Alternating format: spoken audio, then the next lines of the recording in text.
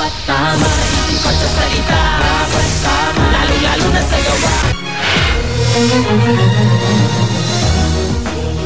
Kasama kahapon sa campaign rally ni na Senador Chis Escudero at Grace Poe sa Davao City ang presidential sister na si Chris Aquino.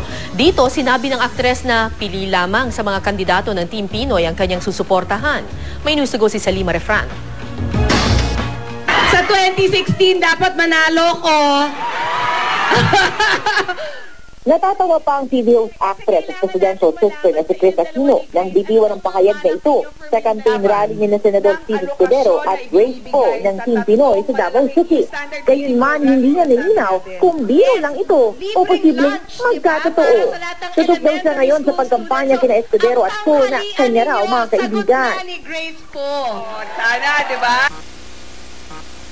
Tila walang pagod nga si Chris kahit galing pa sa nauna nilang motorcade sa General Santos City kung saan todo kaway at hindi rin siya.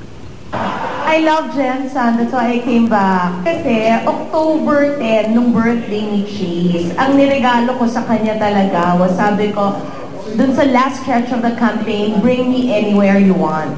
Bago nito ay hiniritan na si Chris ng ilang kandidato ng Team Pinoy na ikampanya sila. Mas maganda po sana na mag-offer siya kasi ayaw naman natin pilitin ng isang tao. Kung gusto nilang mangampanya para sa amin, I welcome Chris Aquino. Napakalaking asset niya.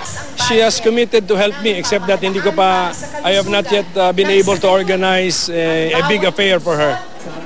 Pero ayon kay Chris, hindi lahat ng nasa Team Pinoy ay susuportahan niya. Kahit pa gusto ng kuya niyang si Pangulong Aquino na maka 12-0 ang Team Pinoy. Alam ko lang kung hindi kayo support for TP, 12-0 this battle with her. That's why I said I won't answer that na lang so I don't have to lie. Tila di nga tali sa koalisyon ng Pangulo si Chris na nitong Lunes lang ay kinampanya ang running mate ni Makati re-electionist Mayor Junjun Binay ng United Nationalist Alliance o UNA. Very good friend ko si Mayor Junjun Binay. I campaigned for him and his vice mayor kasi wala namang Team Pinoy na tumakbo sa Makati.